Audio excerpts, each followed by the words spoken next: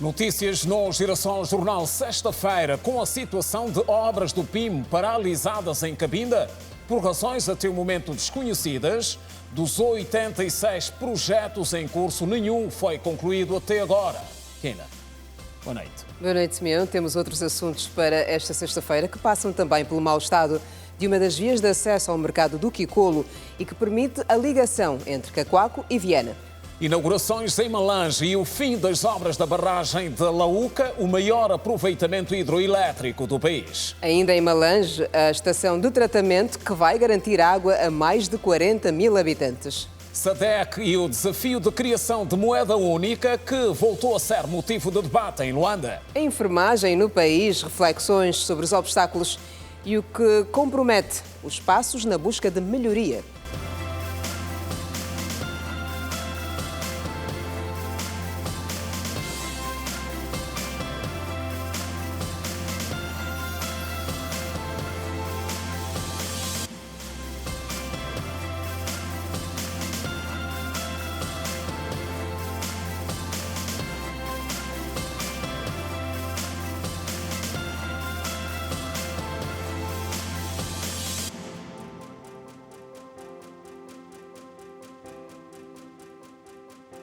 Olá, boa noite.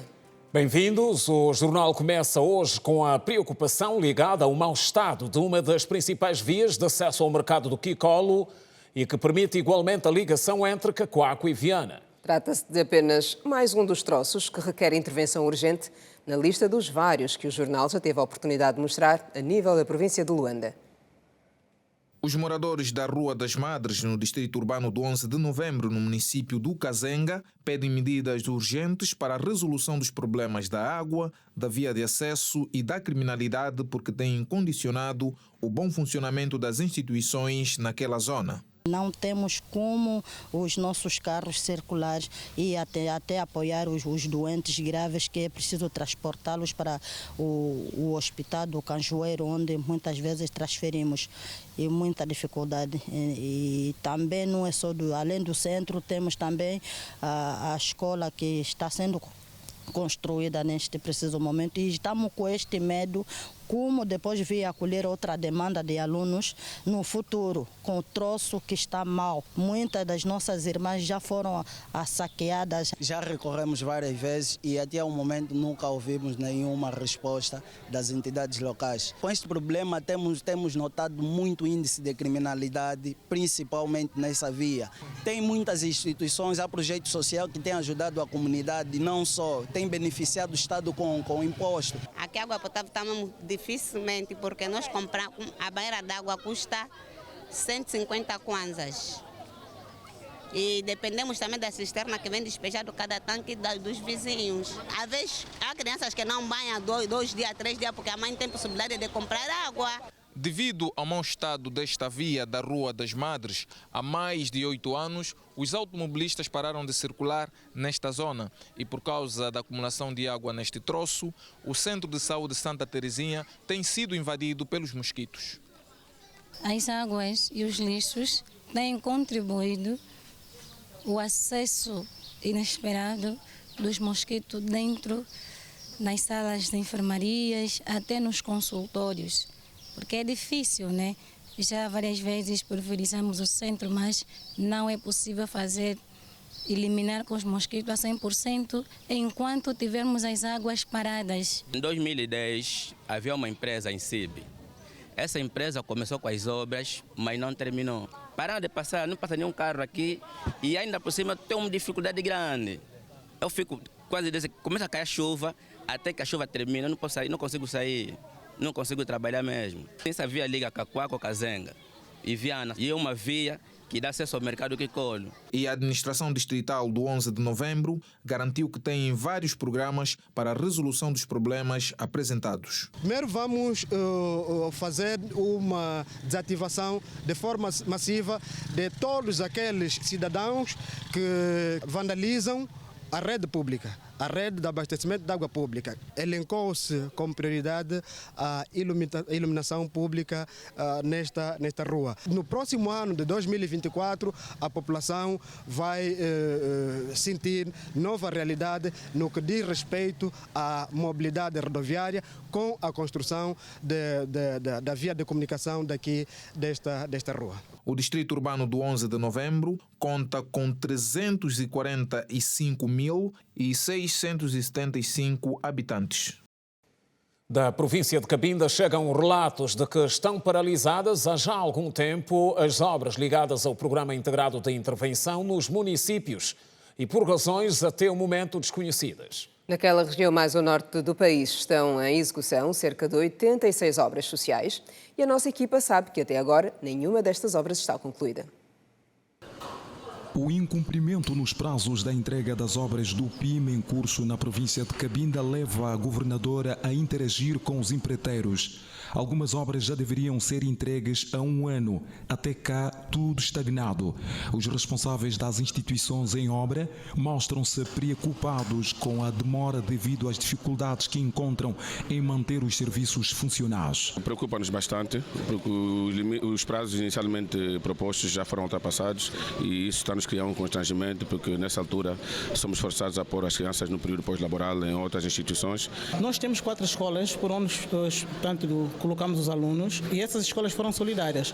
Temos 2 estatais, não é, que é a Barão Puna, Augusto Ngangula, e temos 2 privadas que foram solidárias conosco, que é o Complexo Boeia e o Complexo Dom Paulino. A governadora provincial de Cabinda, Maraquiosa, disse que a situação das obras do PIM preocupam a todos. Segundo a governante, em outras províncias já se contempla a segunda fase.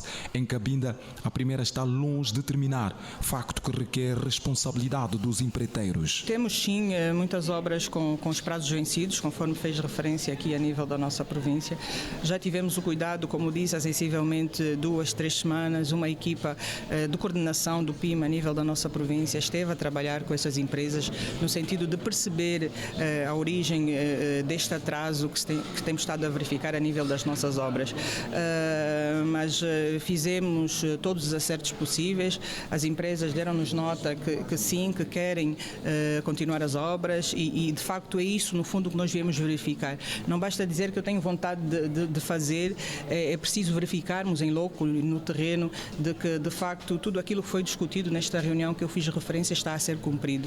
E como disse, temos estado a verificar agora maior dinamismo, maior velocidade naquilo que as obras do PIM a nível da nossa província dizem respeito. A província de Cabinda tem 86 obras que constam do PIM. Até ao momento, nenhuma foi entregue. Governadora Maraquiosa visitou o Instituto Médio Politécnico de Cabinda, Escola de Formação de Professores, Centro de Saúde 4 de Fevereiro e de Chueca e o Centro Integral do Minite. Tivemos o cuidado de visitar essa infraestrutura que deverá albergar os serviços integrados do Ministério do Interior, portanto aqui na localidade do Chibodo. Dizer que é uma infraestrutura que no fundo vem dar resposta à necessidade de continuarmos a levar os serviços sociais para mais perto das nossas populações. Como sabem, aqui a escassos metros está localizada a urbanização 4 de Abril, portanto essa infraestrutura deverá beneficiar em primeira instância as nossas populações aí instaladas, mas é importante fazer também referência que daqui a sensivelmente 3, 4 km está localizada a futura centralidade do Chibodo. Portanto, trata-se de uma área que está em expansão aqui a nível da nossa cidade e de facto fazia todo sentido termos essa infraestrutura aqui localizada. Assinala-se hoje o Dia Internacional da Enfermagem, dedicado como homenagem aos profissionais do ramo, que a nível do país ainda enfrentam muitas dificuldades no exercício das funções. E a maioria dessas dificuldades tem a ver com as condições de trabalho. A carreira de enfermagem pode ser verdadeiramente inspiradora, mas também cheia de desafios. Apesar de trazer muitas experiências enriquecedoras, traz também o estresse, as longas horas de trabalho e o pouco tempo que sobra para estar com a família e amigos. Para a enfermeira Laurinda Capichongolaia, que trabalha há 22 anos na área, conta como tem sido o dia a dia com os pacientes. Papás e mamás que não respeitem o técnico de saúde. Nós soubemos que tratar a vida ou cuidar de uma vida não é fácil. Quando você diz uma mamãe lhe orienta, a mamãe guarda. Mamãe às vezes não quer ouvir a palavra guardar, para eles é difícil.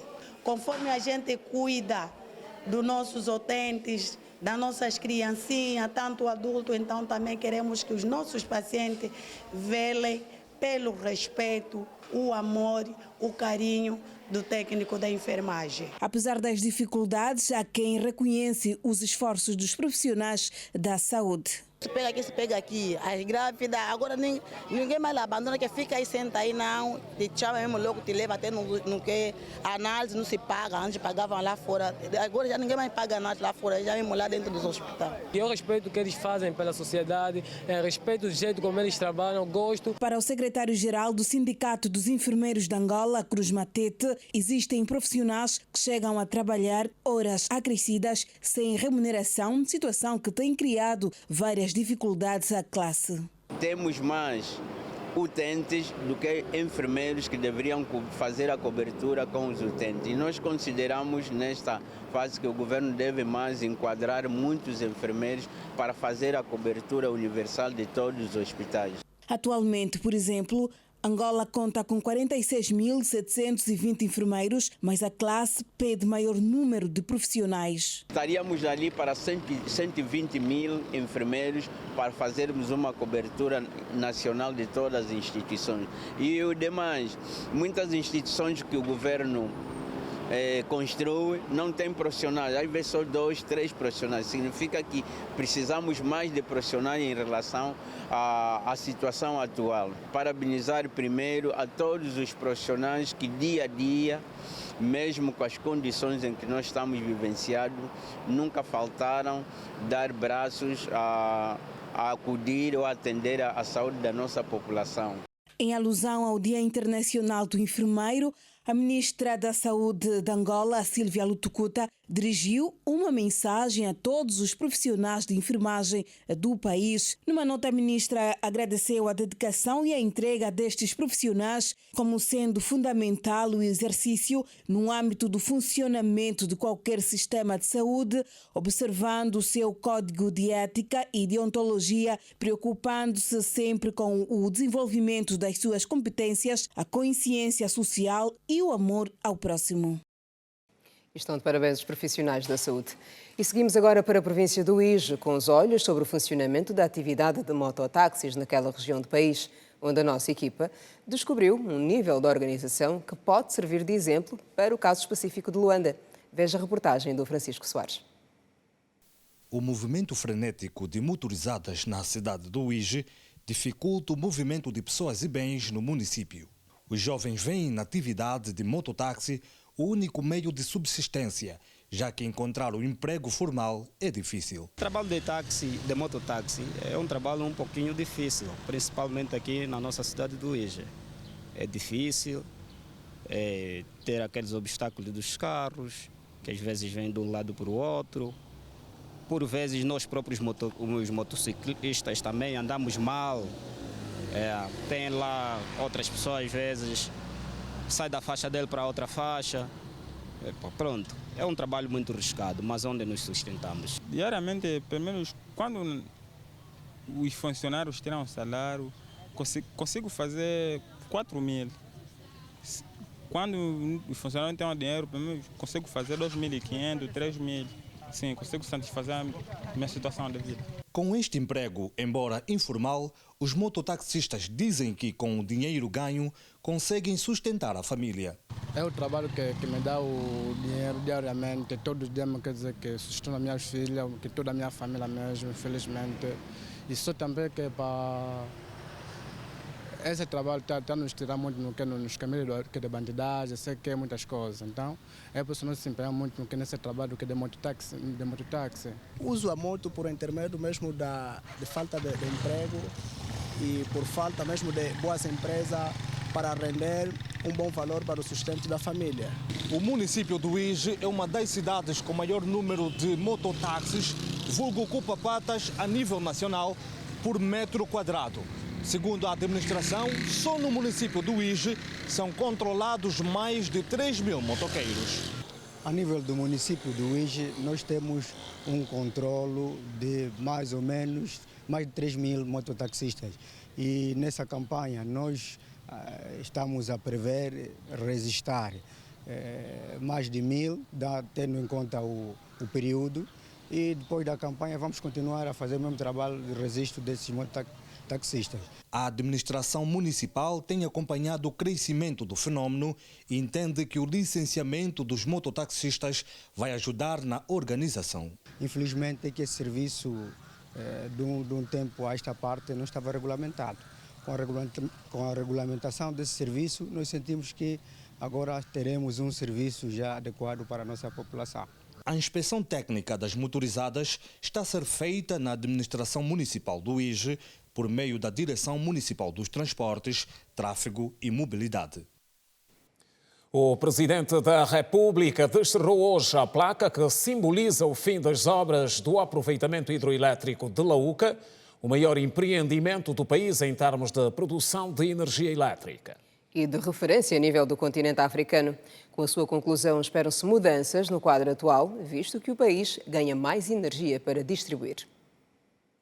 O aproveitamento hidroelétrico de Lauca atende às províncias de Malange e Kwanza Norte. Começou a ser edificado em 2012 e é a maior central hidroelétrica em Angola e uma das maiores do continente africano. Do aproveitamento hidroelétrico de Lauca, viemos dar por concluídas as obras desta importante infraestrutura energética para o nosso país. Digo importante porque ela sozinha consegue satisfazer cerca de 40% das necessidades do consumo de energia do nosso país, consumo atual. Pode produzir até 2.070 megawatts, só Lauca. O titular do Poder Executivo lembrou que Lauca foi construída única e exclusivamente com fundos próprios. Esta barragem de Lauca foi construída com recursos ordinários do Tesouro, o que é uma situação extraordinária. Portanto, um investimento desta envergadura, de preferência que tenha uma linha de financiamento segura. Lamentavelmente não aconteceu com Lauca, foi um esforço financeiro muito grande para a tesouraria do país, mas chegamos ao fim. Caculucabaça é maior que Lauca, portanto muito mais difícil seria fazermos Caculucabaça com recursos ordinários do Tesouro. Com a abertura da central ecológica, o aproveitamento hidroelétrico de Lauca atinge assim a sua capacidade máxima de produção de energia, que é de 2.070 megawatts por dia. De acordo com o Presidente da República, João Lourenço, nos próximos tempos vai haver continuidade no investimento nos projetos energéticos. João Lourenço falou também da necessidade de uma maior aposta do setor privado. Nós estamos a procurar investimento privado no nosso país, quer seja estrangeiro, quer seja nacional. Estamos à procura, sobretudo, de industrializar o nosso país. Queremos mais indústrias, porque elas produzem bens, produzem serviços e dão bastante emprego. E não há indústria sem energia, não há indústria sem infraestruturas. Energia, água, acesso. Depois de desterrar a placa que simboliza a inauguração da central, o chefe de Estado recebeu das mãos do Ministro da Energia e Água, João Batista Borges, a chave que simboliza a abertura da central. No momento de descontração, o chefe do Executivo angolano pousou para a fotografia e tocou marimba com as crianças do grupo folclórico convidado para o evento. Ainda em Malange, o Presidente João Lourenço inaugurou a estação de tratamento de água de Quissol, que vem dar resposta a uma das várias solicitações da população naquela região do país.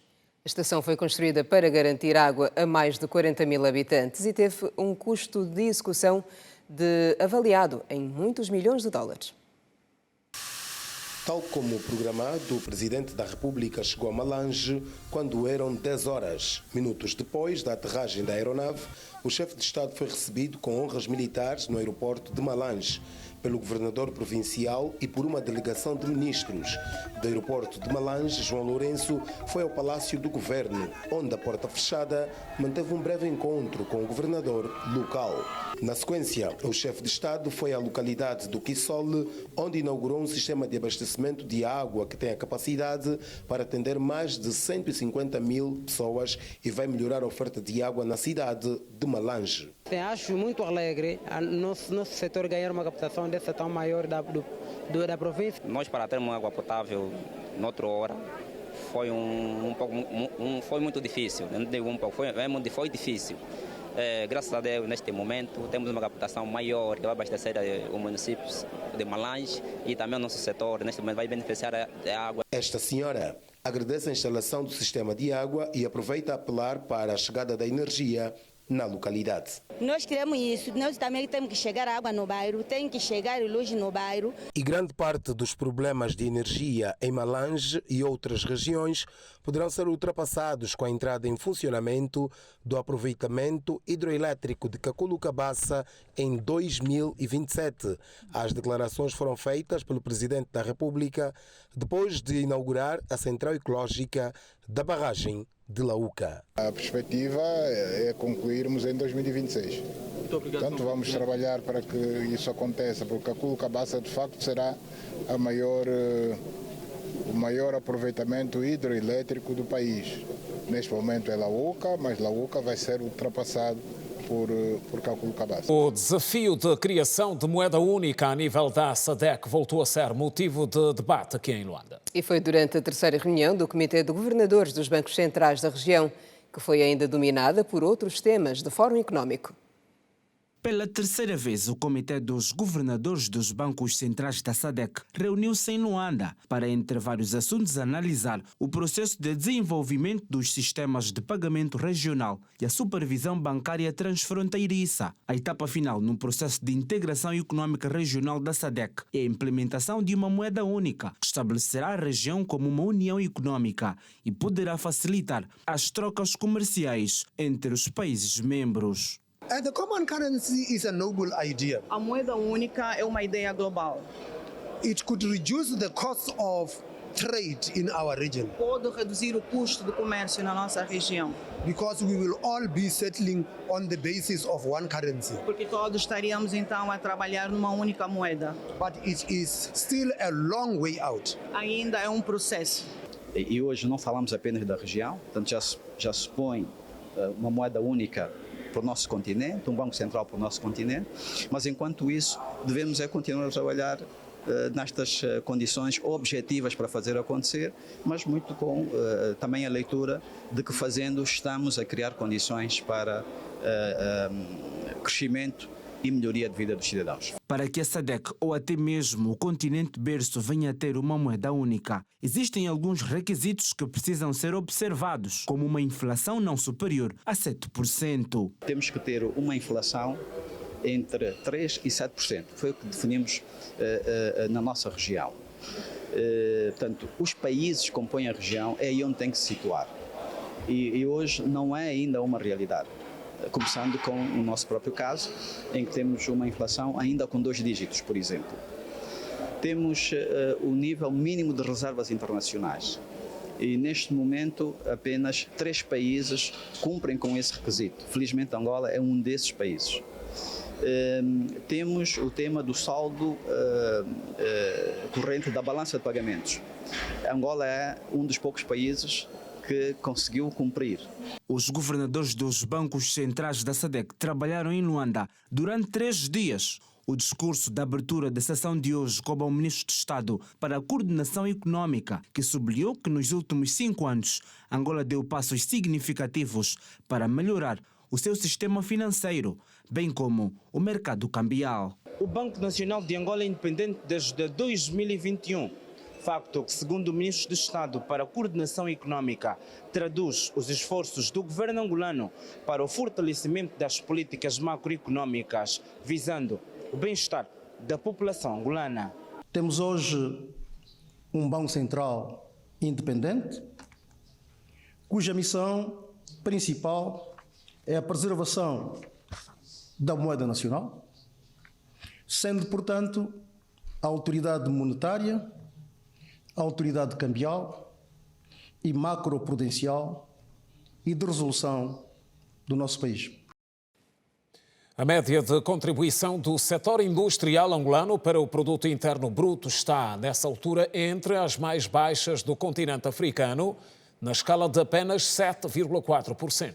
O Executivo encara o desafio de melhorar a cifra com a dinamização do setor, que passa pela maior aposta na atração de investimento estrangeiro. Luanda concentra o maior número de indústrias comparada às demais províncias do país. De acordo com os dados mais recentes de um estudo feito pelo Instituto Nacional de Estatística, a capital tem atualmente 2.814 indústrias, do total de 5.902 registadas em todo o país. Um fator que impacta na contribuição do PIB nacional, que se situa à volta dos 7,4%, número abaixo da média africana, que é de 11,5%. A pandemia, a escassez de alimentos e a crise no fornecimento de matérias-primas, essenciais para o processo de transformação, obrigaram os países a reinventarem as suas economias. Angola não fugiu à regra.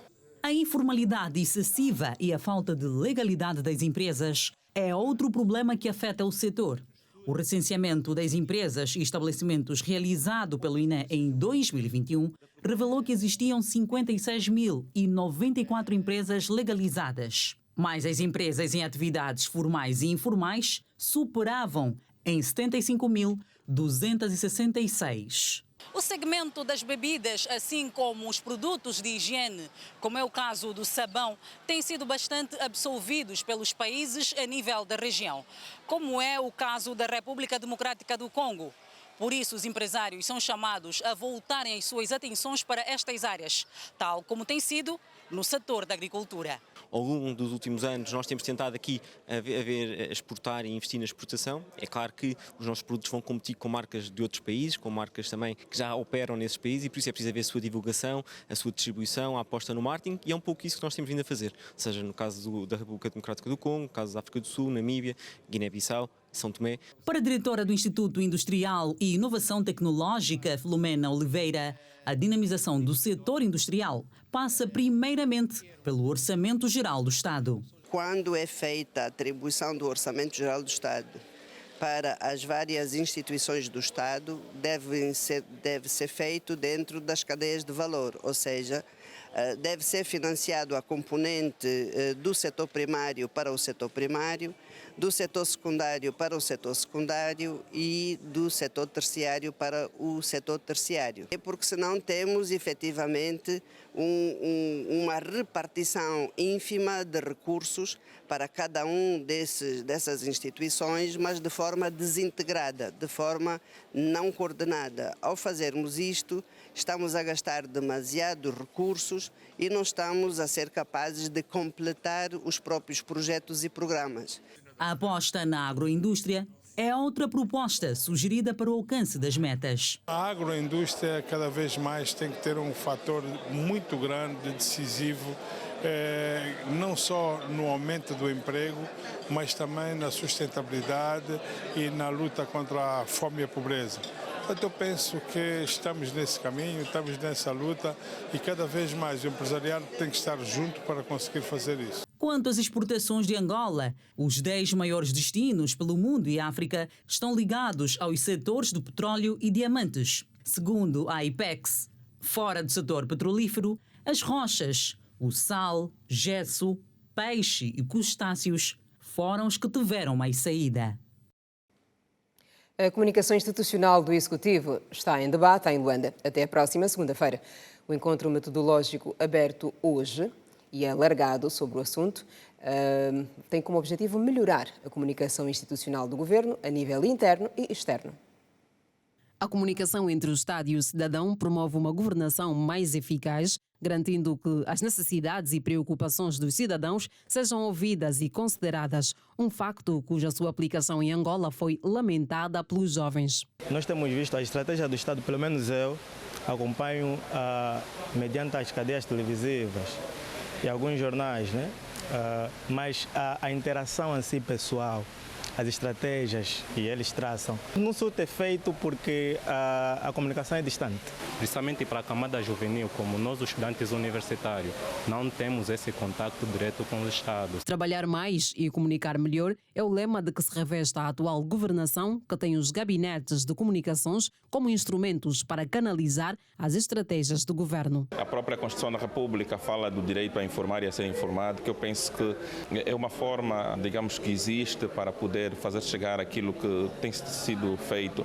Para fazer jus a esta máxima, realizou-se hoje em Luanda a primeira reunião alargada da comunicação institucional, que juntou profissionais dos gabinetes de comunicação e entidades para as definições dos métodos e objetivos da estratégia de comunicação do Executivo. Dentre as estratégias definidas neste primeiro encontro metodológico alargado sobre comunicação institucional, ficou definido a necessidade de se manter uma comunicação de proximidade entre o governo e o cidadão, de maneiras a se promover uma boa imagem do nosso país. O governo precisa de uma forma sistemática, estar próximo dos cidadãos, conversar com os cidadãos, de formas a que os cidadãos possam perceber, conhecer aquilo que de facto tem sido o trabalho do governo com vista à satisfação dos mais anseios do nosso povo. No cenário, foi aprovada a necessidade da promoção da imagem de Angola para atrair o investimento estrangeiro. E hoje temos cedidos de imprensa, já conseguimos retomar pelo menos em 26 e 29 países do mundo, países importantes, e cuja missão é relacionar-se com os meios de comunicação social daqueles países, procurar fazer passar a mensagem de Angola. Foram deixadas recomendações para a uniformização e utilização correta dos símbolos e logomarcas do governo. A assinatura do Executivo não deve substituir a imagem de marca dos institutos públicos. A primeira reunião metodológica alargada da comunicação institucional teve lugar no auditório do Instituto de Tecnologias de Informação e Comunicação, em Luanda, e vai até ao dia 15 de maio. Subiu para mais de 170 o número de corpos exumados no Quênia. A Janete Meio-Dia desenvolve a seguir o compacto da atualidade internacional com este e outros assuntos em destaque. Janete, boa noite. Boa noite, Kina. Boa noite, Simeão.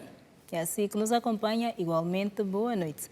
Subiu para 179 o número de corpos exumados, alegadamente de membros pertencentes a uma seita religiosa no Quênia, de acordo com os últimos dados das autoridades do país. Segundo a polícia queniana, hoje foram encontrados mais 29 corpos na floresta de Shakahola e, no momento, tentam encontrar 609 pessoas dadas como desaparecidas. Até aqui, 72 pessoas foram resgatadas com vida. Veja a seguir outras notas internacionais. Os sudaneses saudaram a declaração de princípios assinada entre as partes em conflito no Sudão nesta quinta-feira, encarando a medida como um bom começo para o fim das hostilidades. Entretanto, apesar da declaração assinada por membros do exército sudanês e do grupo paramilitares Forças de Apoio Rápido em Jeddah, na Arábia Saudita, depois de quase uma semana de negociações, nenhum dos lados ainda divulgou declarações dando conta do reconhecimento do acordo. Alguns cidadãos pedem que as partes sentem para conversar e apelam à colocação dos interesses do país em primeiro lugar. Outros, por outro lado, afirmam que o exército não deve negociar com as forças de apoio rápido.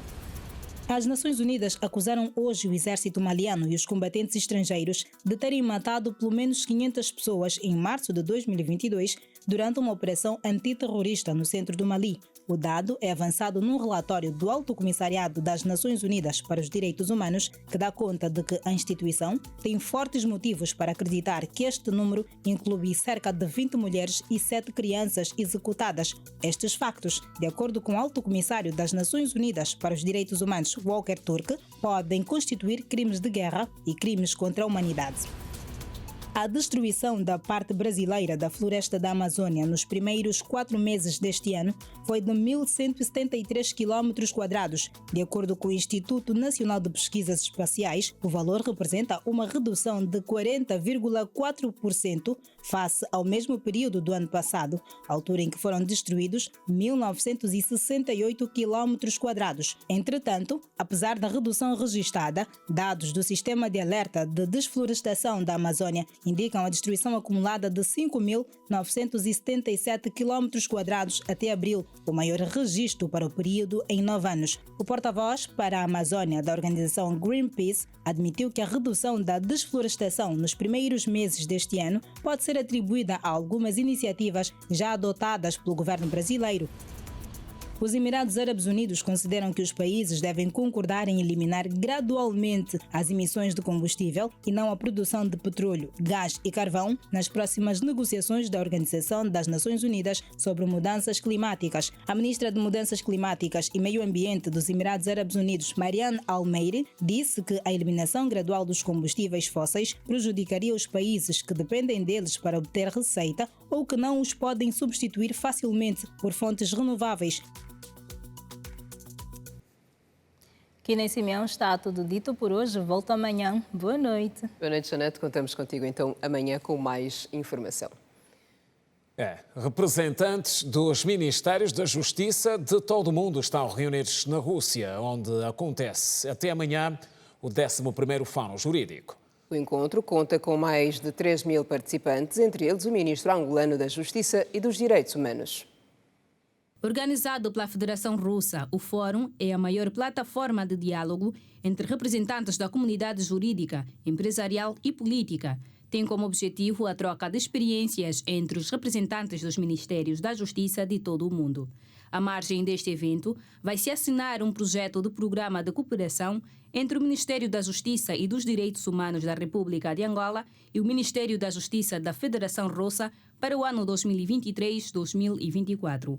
O encontro conta com mais de 3.000 participantes. Vai analisar questões jurídicas relacionadas com os interesses dos particulares e das empresas e visa a melhoria e a eficácia da aplicação da lei, bem como a promoção de iniciativas legislativas com vista a desenvolver a cultura jurídica entre os cidadãos. No evento, o ministro Márcio Lopes fez-se acompanhar do embaixador extraordinário plenipotenciário de Angola na Rússia, Augusto Cunha. O 11º Fórum Jurídico Internacional começou nesta quarta-feira em São Petersburgo, na Rússia, e termina amanhã, no dia 13 de maio. No Instituto Médio Industrial de Luanda, estudantes apresentaram hoje projetos criados com base no plano de avaliação durante uma exposição sobre empreendedorismo. E algumas das iniciativas apresentadas revelam-se promissoras. Vários estudantes de diferentes cursos do Instituto Médio Industrial de Luanda apresentaram os seus projetos numa exposição do empreendedorismo organizada pela direção do Instituto. O objetivo do evento é desenvolver o estudante para o empoderamento, atitudes e mentalidade empreendedoras para que possam encontrar soluções para os mais diversos problemas. Os estudantes mostraram as suas habilidades e manifestaram o desejo de ajudar no desenvolvimento do país. O nosso objetivo é criar versões mais atualizadas que facilitam, por exemplo, também professores marcar falta, os alunos a partir de casa ver suas notas, ver todos os dados do aluno que se deve, ao invés de chegar mais ir à instituição. Queremos que empresários que possam vir nos apoiar. Hoje a minha turma trouxe a representação do sistema de ignição clássico. Por que é o sistema de ignição clássico? Porque nos nossos carros atuais, os sistemas de ignição não possuem distribuidor. O que nós pretendemos com este trabalho é ajudar a educação, a nossa educação a desenvolver, principalmente na área da mecânica, porque são poucos os alunos da mecânica que têm conhecimento sobre essa máquina. A direção do Instituto informou que os estudantes estão a ser preparados para o mercado de trabalho.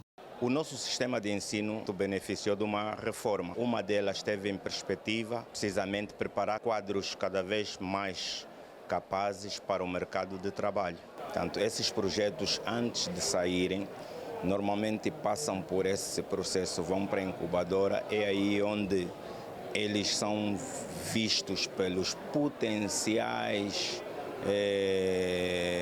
financiadores, que são os empresários, vêm e de acordo com o interesse que o projeto possa despertar, então saem as propostas de financiamento dos projetos. Esses projetos constituem um importante recurso metodológico, facilitador do processo de ensino e aprendizagem, possibilitando o estudante a desenvolver habilidades. A pedagoga Catiana Prata defende que os projetos dos estudantes devem merecer mais atenção. é importante que nós saibamos qual é o papel da escola na sociedade.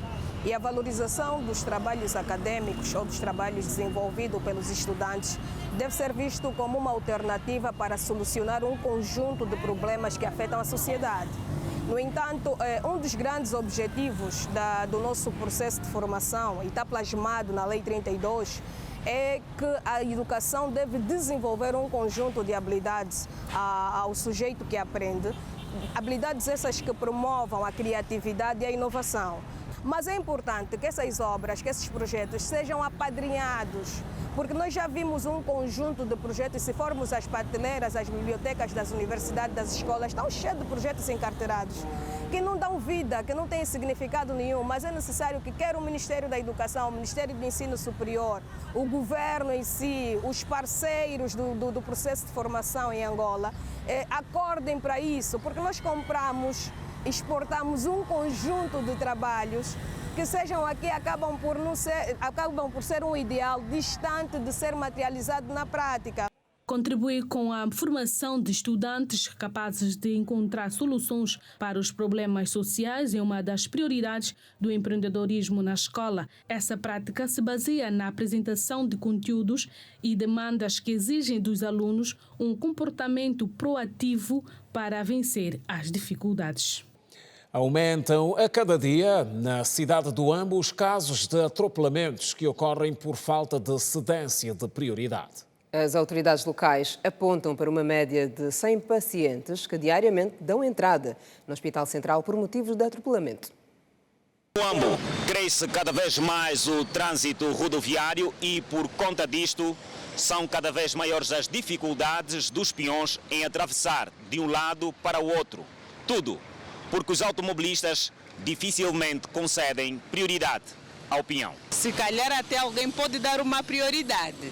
E às vezes os automobilistas eles dão conta, né, que um veículo está parado para dar uma prioridade, mas por causa da pressa, eles nem sequer dão conta da sinalização do veículo que está a dar prioridade, passam e rompem tudo que tiver na frente. É uma hora que os trabalhadores também têm que dar o seu salto para o início do trabalho, então dificilmente eles têm aquela mobilidade de terem paciência de deixar um peão passar na via. Os automobilistas normalmente eles não dão prioridade aos peões. Em alguns pontos da cidade Vida, a travessia só é possível com a ajuda de um agente regulador de trânsito, pois nem nas poucas passadeiras existentes há prioridade para o peão. Se calhar eles ficam mais apressados com os seus labores. Ainda esta manhã, aqui mesmo, nessas imediações do mercado municipal, quase que partiam o pé de uma senhora ali. Nas horas de ponta, os automobilistas dizem estar apressados e fica difícil